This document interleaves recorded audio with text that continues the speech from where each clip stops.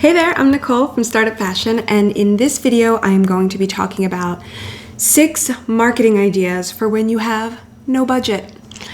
If you haven't yet, hit the subscribe button and that little bell next to it so you'll get notified when these videos launch and you won't miss anything. Okay, so let's talk about marketing with no budget.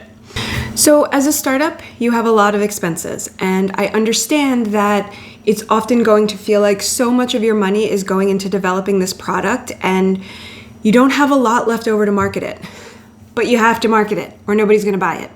So while I do believe that you eventually need to have some money to put into marketing, you can start by getting creative on ways of reaching an audience when you don't have money to spend yet.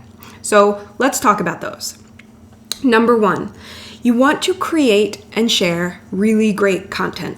Now, I realize that sounds a little basic, but the thing is, I think that too often designers that I'm seeing, they're not putting actual time and effort into the content because so much time and effort is being put into the product. And that's a mistake. If you don't have the money to hire someone to help you with developing blog posts or videos or Instagram posts or any of that stuff, then you really need to be thoughtful about what you're putting out there. And while it doesn't have to be, professionally created, it does need to be thoughtful and bring value and really show that you care about their time when they're, watching this content or reading this content or any of that stuff. So one thing that you really, really want to do is come up with that strategy for content. This is something that won't cost you any money to sit down and think about what platforms am I going to be on? What am I going to share that my customer or future customer will care about? And a lot of that in the beginning is you figuring it out, and that's okay. But think about who that ideal customer is, that person that you hope will be your customer, and what are the things that they care about. And really giving that a fair amount of your time, energy, and creativity so that when you are putting things out there, it will work hard for you. It will do what you want it to do. It will attract people's attention. It will make them feel heard and understood and valued and all of those things.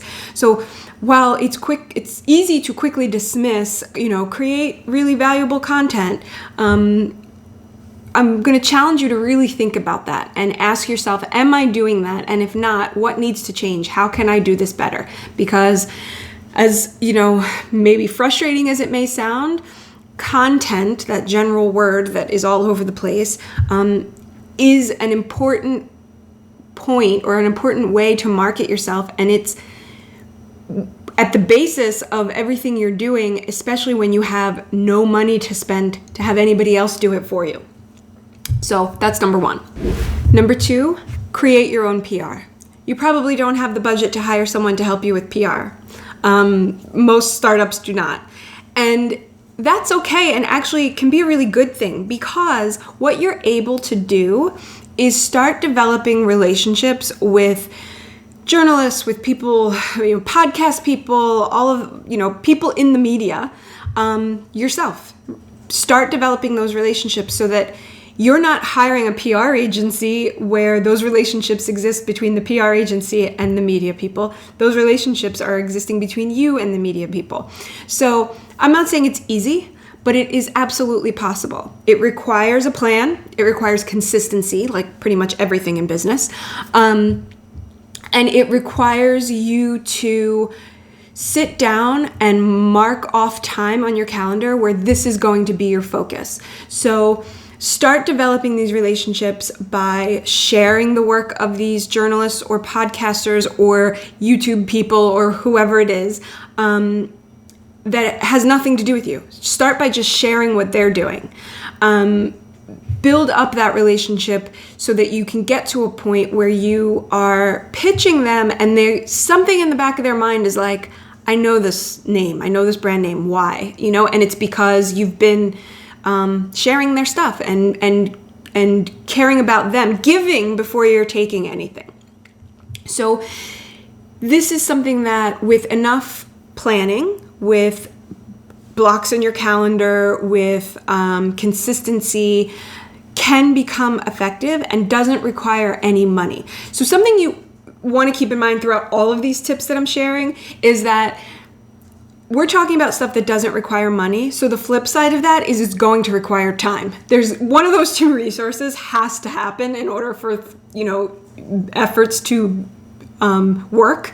And so if you're sitting there thinking, I don't have time for that, well, you need to have time for that because you don't have the money for it. So if this is really what you want, if you really want to market your business and you truly don't have a budget to get help with that, then your time is what you're giving instead. So just keep that in mind as I go through these tips, okay? Okay, so that was number 2. Number 3, partnerships. This is huge. Collaborating with others who have the audience that you want to get in front of is incredibly powerful. And as long as you enter into a partnership with the understanding that there's a really good chance you're going to have to give more than you take because you're coming at it from a startup position where maybe you don't have an audience yet, as long as you embrace that, this can be really powerful for you. So thinking about partnerships, you want to think about what value do you bring. So maybe your audience is still quite small.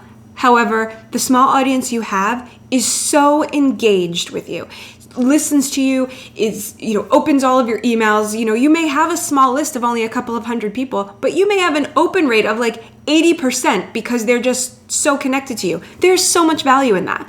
Or maybe you have a skill like photography from your past life or work that you do outside of your brand, and you could have some kind of cool photo shoot where you're bringing the value of you doing these photographs for them and they're not paying for that. There's a lot of value to that. So start by thinking about what value you can bring to a partnership or a collaboration.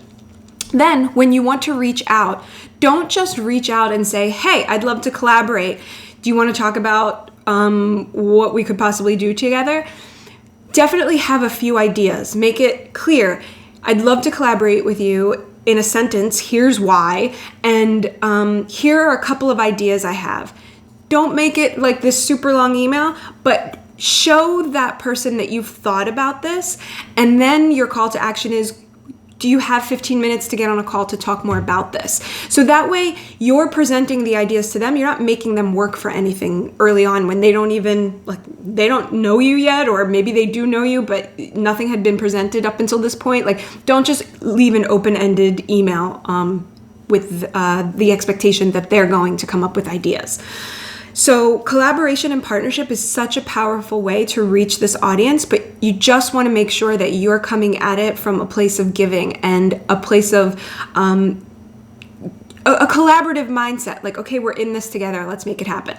So definitely consider that as a possibility when you don't have a budget, but you do have skills or other valuable things that you can bring to the table. Okay, number 4, don't be afraid to self-promote.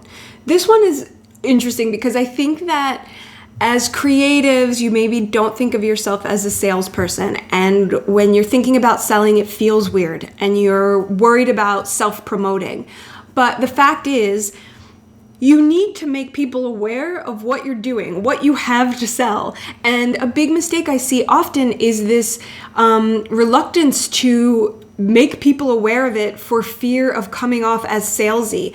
And there is a difference between selling and being like overly salesy. So one thing to keep in mind is it's not always about self-promoting and trying to get them to buy something. It's also about asking them to share something. You could, share this, would you mind sharing this with on your social media profile? Like whatever it is, you can ask the people in your world, in your network, to share something to help spread the word, which is incredibly valuable. So it's not always about asking them to buy something.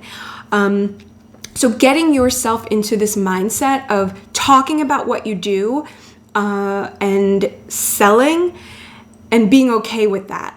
And a lot of that will come down to remembering that, or always keeping in mind that what you have brings something to their life, right? Like what you have is valuable in some way and will bring something to them. And that should make you feel better around this idea of selling, because it's not for your personal gain alone. It's you have something that will bring something to their life. And if you can try to remember that, then this ongoing ability to just make sure people know and talk about what you're doing and why you're doing it and how they can help. People want to help. Tell them how they can help. And sometimes that's buying something. Sometimes that's sharing something and spreading the word. Whatever it is, be open to that and make that a regular part of your marketing. Okay, number 5, tap into referrals. So to build off of what we just said, make sure that it's easy to share what you want people to share. So incentivize them. You'll see often on websites like share this to get $10 off your next order or whatever. But make sure that you've got the technology available for them to easily share things. Make sure that you, if you want somebody to share a giveaway that you're doing, make sure you make that really easy. Here are the steps to do that. Like, I really appreciate you doing this. Here's how to do it. That kind of thing. So whatever it is you're asking them to do, and in order to gain more referrals, make sure that it is super straightforward and easy to do it. Because referrals are incredibly powerful. They bring trust and credibility. So if you can make sure that those referrals can smoothly happen and that you're giving them some sort of incentive to do it, they're going to happen more and they're going to work for you. And that's a really great thing to do to market your business when you don't have a budget. Okay, and number 6 is to send free product strategically. Now, I understand not all of you will have the kind of product that you can send samples off for free to micro influencers. So feel free to ignore this if you sell a $5,000 gown. I get it. This one won't work for you. But if you are in a position where you have a product at a certain price point, you have some small inventory or some extra samples or anything like that, and you can work with micro influencers, you can do this for free because so many of them, when they are micro, are open to working for affiliate commission. So you can send them a product. They love it, they wear it, they share it, and then anybody they drive with a small coupon code, or if they have, you have some other way of tracking, they'll get a percentage of those sales. So you're not having to come up with the budget to pay an influencer up front, but you're still able to work with an influencer who has an audience that you believe is your audience, the audience you want to get in front of, and it's a more micro audience in order for you to be able to do this without having to come up with thousands of dollars to work with an influencer. So it really is possible. It's just something that you need to spend a little time doing your research, figuring out what works for you. Okay, so those are 6 tips and ideas for marketing when you have no money to do so. If you have any questions, drop them in the comments below and we can talk more about it. If you want more tips and information for starting or growing a fashion business, head over to startupfashion.com. We have so much information. And thanks for watching. Okay.